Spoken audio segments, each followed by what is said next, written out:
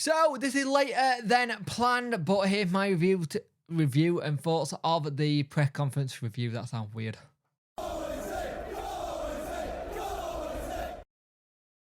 Hello and welcome to the video. I hope you're all doing well. Like, share and subscribe to the channel, much appreciated. Liking helps the algorithm, sharing gets in front of people's faces, and subscribing lets me know like the channel. Hit that notification bell to let you know when video go live. So we had Will Vaulks and Danny Rohl, of course, doing the press conference today. And we'll start with Will Vaulks. I love when Will Vaulks talks. He's just a really down-to-earth lad.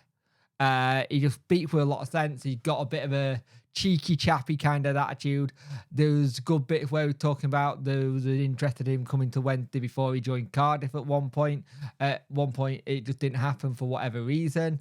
I loved the fact that he spoke about how he's itching to get a goal in this season because he's not been goalless since his forecourt days, and spoke about how the long throwing came from his forecourt days as well, which was very interesting. It was interesting with the whole thing as well, the 80 playlist that was on, and staying alive with the thing that come in through the dressing room. He said you've cottoned on there. It was interesting speaking about him about coaching and what he wants to do. And a couple of years ago, he said he probably wouldn't have looked into coaching and do anything. And he's currently going to be doing a UEFA A license. So Will Vaulks as manager one day or coach somewhere, I could see it. That'd be very interesting to see one day. And we all know Barry Bannon is doing the same kind of level of coaching. And I think that's interesting to see. But the one thing that I took from this interview was his comment about social media. It was very interesting because he don't use it. He just doesn't do it. But he's like, if he was a manager, he'd just ban it. He'd ban it from the player full stop, and that's it. He wouldn't let him have it. Because, and like he said, but like he said, he meant that they're men, they've got to do what they want to do. It's up to them, but I'd ban it if it was me.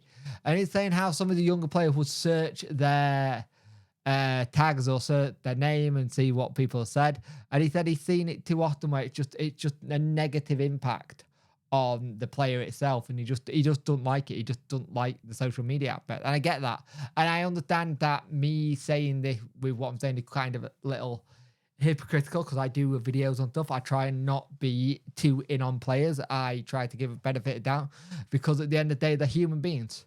And I think people need to remember that. Let's talk about Danny then. Danny spoke how he was looking forward to the game, knows how big it is. He also made an interesting one saying that it looked like Femo had been training all week. Iorfa, Josh is still in individual training, and it looks like the only person we got to look at is Icky. Which is annoying because it's a derby against his old club. He'd probably like to play. Momo Diaby is available as well, which is good as well. It would be good to see if that happened. But he said they'll have a look at him this afternoon, do some testing, see if he's ready to go, which is interesting. Now, here's the one that's going to be interesting. Nico Schultz. Court case has been I think it's been postponed. He said, we'll have a look this week. He is not here, but we'll try and get him back for training all in, or we'll look at what we can do if there's a way or not. But now there's no more information. When I look back to last week, I saw that Nico was very focused with Sheffield Wednesday, 100% commitment. He showed quality even though he hasn't played in months, and showed he got a good shape. I'm really positive with the commitment to the play. It's fantastic from both sides. We'll see. He will give us a huge step forward in quality. Marvin has done well, but when Marvin was injured was difficult, and then we had the injury to Christian. Gives us a good opportunity, and we could do with the help in these next 8 to 9 weeks. He was looked at like one of their big people. According to reports in Germany as well, he paid 5 different non-profit organisations, including women charity, 30k each, and to 150,000. And if he does within the 3 months, then the case will be discontinued.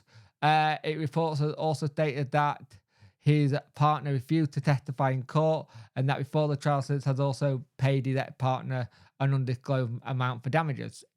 It's whatever side of it you are on. Like I said before, let's see what happens with this one. If he comes in, he comes in. If he doesn't, he doesn't. It's one of those interesting ones. But I thought he did I think Danny is very much just looking forward to concentrating on the game and seeing where we are at the end of the season. There's been so much talk this week about his future and where he could be. From what everyone has seemed to said, Danny is 100% focused on Sheffield Wednesday Football Club right now. And that's all he's focused on. He's not looking at anything else, kind of thing. And you know what I mean? And he went on to turn around and say about how he got good defenders in Akin and Bambo being back. They've got good options if they need it. He said the coaching team were looking at different profiles for his strength and trying to get a clear identity now. And he thinks the last game with Rotherham was an important win. It was my first win of manager. I always remember this game. My first win of the season. It was a massive game and we celebrated. Now we face them again and we go again. He went on to say that some parts of the games he plays the back five, sometimes he plays four. I think he found his formation now. I'm not gonna lie. I think he's found his formation now that works really well for us. But the big thing for us with this is that he's slowly but surely finding an identity with the club and trying to find what we can do. And that's something we've missed. We've missed a general identity. And we have got that thing that I like when Danny Rohl said that we're hunters at the minute. We're hunting people to pull in to this relegation gap. And I think that's a good way of saying, let's just see what happens. Let's concentrate on us and get anyone who's not willing to fire on all cylinders into this gap. And it makes it a bit more interesting going forward if there's more people in the gap as well, I think. I think it's going to be very, very interesting to see when they are come the end of the season. There's some good chances of us staying up. I've seen some people predict that we could, if games go our way, like somebody predicted, I think 15th, 16th for Wednesday. I think every fan after the start of the season, snap your hands off.